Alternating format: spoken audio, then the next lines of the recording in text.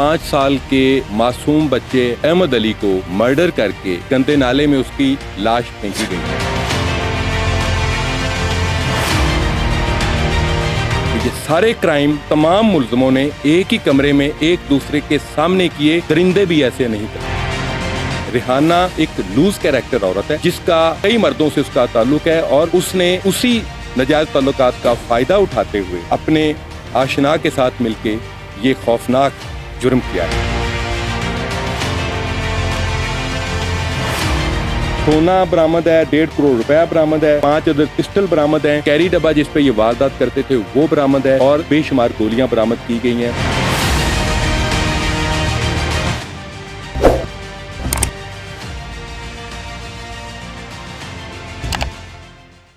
Social media, print media और electronic media के तमाम दोस्तों को मैं इस प्रेस कॉन्फ्रेंस में खुश आमदीद कहता हूँ। आज हमारे पास 3 केसेस हैं जो हम मीडिया के दोस्तों के साथ शेयर करना चाह रहे हैं।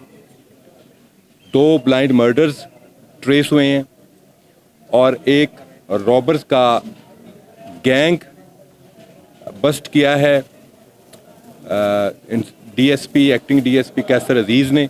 मैं 1 बाय 1 तीनों केसेस आपके साथ थाना फैक्ट्री एरिया की हदूद में 4-5 साल के मासूम बच्चे अहमद अली को मर्डर करके गंदे नाले में उसकी लाश फेंकी गई थी। पर्चा दर्ज होने के बाद acting DSP rice Ahmad Lodhi ने इस पे बड़ी बारीक बीनी से काम करना शुरू किया और इसको बहुत ही कलील वक्त में जब ट्रेस आउट किया तो बहुत हौलनाक किस्म के हकायक सामने आए जो मैं आपके साथ शेयर करना चाहता हूं। इस अहमद अली 4-5 साल के बच्चे का कसूर सिर्फ इतना था कि इसकी वालदा का रिहाना नाम की एक सफाक मुल्ज़िमा से सिर्फ गली में लड़ाई झगड़ा हुआ था, जिसका बदला लेने के लिए रिहाना ने अपने आशना नवीद के साथ अहमद अली को गली से खेलते हुए अगवा करके अपने घर ले गए।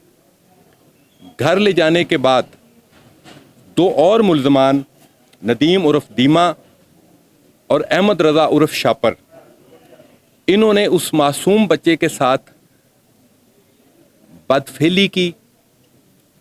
बदफेली करने के बाद उसके बाद रिहाना ने और नवीद ने उस बच्चे का गला दबाकर उसको मर्डर किया। और मैं आपके मीडिया के सामने मैं दुखी दिल के साथ ये कह रहा हूं कि ये सारे क्राइम तमाम मुल्ज़िमों ने एक ही कमरे में एक दूसरे के सामने किए। दरिंदे भी ऐसे नहीं करते। इन्होंने एक मासूम बच्चे को एक छोटे से लड़ाई झगड़े के लिए इस कदर दरिंदगी का निशाना बनाया।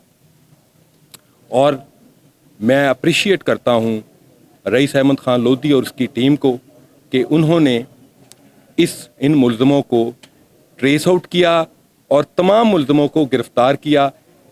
इस कत्ल के सिलसिले में CCPO साहब जनाब बिलाल सदीक कामियाना साहब और हमारे DIG साहब OCU कैप्टन लियाकत अली मलिक बहुत ज़्यादा कंसर्न थे और वो एक एक पल की खबर लेते रहे कि इसको हर सूरत में ट्रेस आउट होना चाहिए।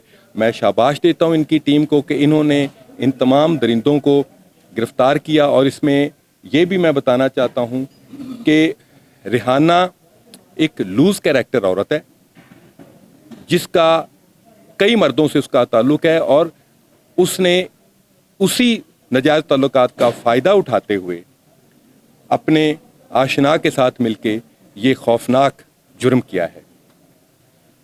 जो दूसरा ब्लाइंड मर्डर है वो OCU कान्हा के एक्टिंग DSP राना कैसर अजीज़ ने बहुत मेहनत से ट्रेस किया है। मैं इसमें कुछ दिलचस्प हकायक आपके सामने लाना चाहता हूँ जो अफसोसनाक भी हैं कि ये वक़ुआ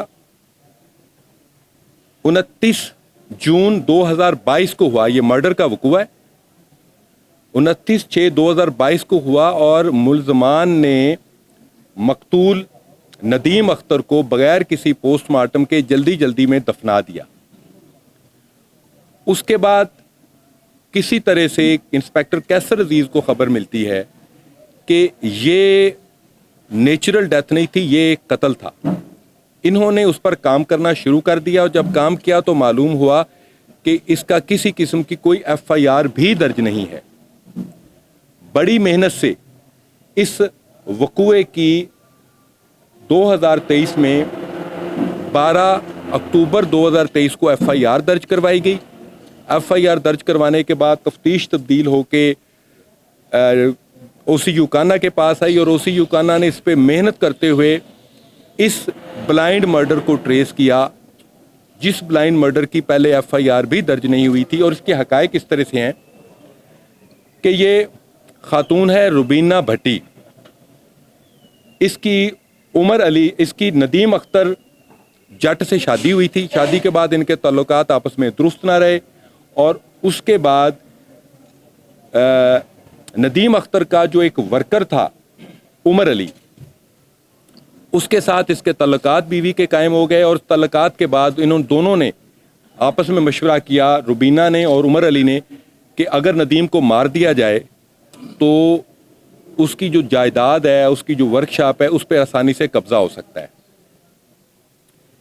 इसके नतीजे में इन्होंने इमरान भट्टी, जो रुबीना भट्टी का सगा भाई था, उसको इस साथ शामिल किया और शामिल करने के बाद इन्होंने उसको पहले नशावर चाय पिलाई, फिर तमाम दूसरे दोस्तों के साथ मिलकर गुलाम मीरा और मोहम्मद बिलाल, जो कि इमरान भट्टी के दोस्त थे, वो इस कत्ल में शामिल थे और इनको जल्दी जल्दी बाकी रिश्तेदारों को इतला देने से पहले दफना दिया। लेकिन कत्ल कभी नहीं छुपता। अगर पुलिस अफसर अलर्ट हो और वो अपने फ़राइज़ पूरी ईमानदारी से सर अंजाम दे रहा हो तो ऐसा ब्लाइंड मर्डर भी ट्रेस होता है जिसकी FIR भी दर्ज नहीं हुई होती। मैं इस पे शाबाश देता हूँ इंस्पेक्टर कैसर अजीज़ को, उनकी टीम को, कि इन्होंने बेहतरीन तरीके से एक छुपे हुए कत्ल को ट्रेस किया और तमाम मुल्ज़मान को गिरफ्तार किया। इंस्पेक्टर कैसर अजीज़ का ही एक दूसरा बहुत अच्छा काम है जिसमें 1.5 करोड़ रुपए की रिकवरी है डकैतों से।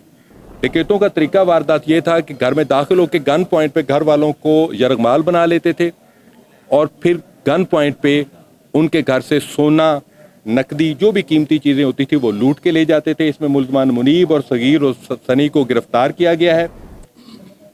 सोना बरामद है, 1.5 करोड़ रुपया बरामद है, 5 अदद पिस्टल बरामद हैं, कैरी डब्बा जिस पे ये वारदात करते थे वो बरामद है और बेशुमार गोलियां बरामद की गई हैं। मैं अपने दोनों अफसरान को, रईस अहमद खान लोधी को और राना कैसर अजीज़ और इनकी टीमों को शाबाश देता हूँ और इसलिए भी शाबाश देता हूँ कि हमारे CCPO साहब और हमारे DIG साहब OCU का जो विजन है, जो मिशन है, उसको मुकम्मल करने में ये दिन रात काम कर रहे हैं और रिज़ल्ट आपके सामने है। Thank you very much.